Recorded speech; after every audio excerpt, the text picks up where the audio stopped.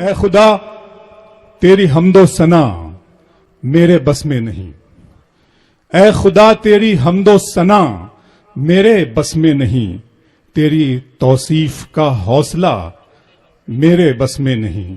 وہ نظر جو محمد کی تھی ان کے پیاروں کی تھی، اس نظر سے تجھے دیکھنا میرے بس میں نہیں۔ اے خدا تیری حمد و ثنا میرے بس میں نہیں، اے خدا تیری حمد و ثنا میرے بس میں نہیں۔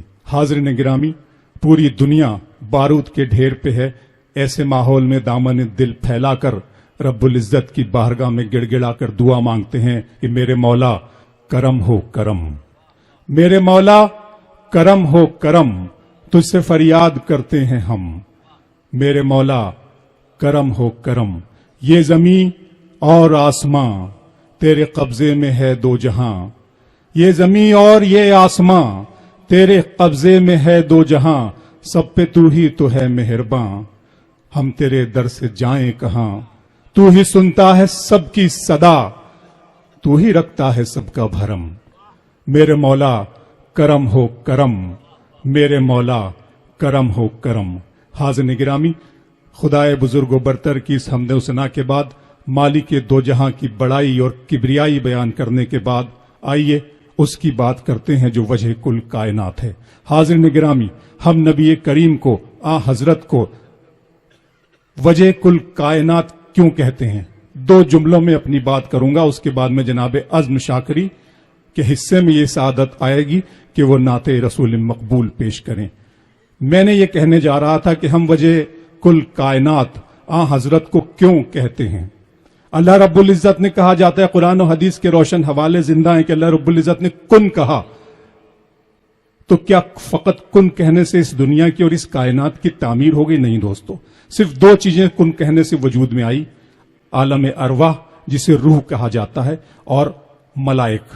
ان دو چیزوں کا وجود کن کہنے سے ہوا، اس کے بعد میں ایک ایکسپلوژن ہوا، ایک دھماکہ ہوا، جس کے بعد میں یہ ساری کائنات وجود میں آ گئی۔ پھر امر ربی سے، حکم ربی سے اللہ تعالیٰ نے انسان مٹی سے بنایا، اس کو آنکھیں اور ناک اور ہاتھ پیر بنائے۔ وہ ایک بات کا قصہ ہے۔ بہرحال کن جب اللہ نے کہا تو ایک نور کا دھماکہ، ایک نور سامنے آیا، اور اس نور کے اندر سب سے پہلے اس روح کے اندر، اس روح کی تخلیق، تمام عالم ارواح، تمام انسانوں کی روحوں سے سب سے پہلے جس روح مبارک کی تخلیق خلاق اعظم نے کی، اس روح کا نام حضرت ہے۔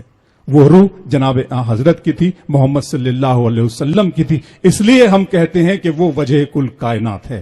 آئیے دوستو، صرف اتنا کہنا چاہتا ہوں کہ آدم علیہ السلام سے لے کر پیغمبر اسلام تک کا پیغام اجالے کا پیغام ہے، ابو جہل سے لے کر ابلیس تک کا پیغام اندھیرے کا پیغام ہے۔ اب آپ کو طے کرنا ہے کہ آپ کو روشنی یا اجالے میں سفر کرنا ہے یا اندھیرے میں جل کٹنا ہے۔ تو اندھیروں میں کہاں ڈھونڈ رہا ہے سورج؟ دیکھ وہ گنبد خضرا میں چھپا ہے سورج۔ لوگ سورج کے اشاروں پر چلا کرتے ہیں، میرے آقا کے اشارے پہ چلا ہے سورج۔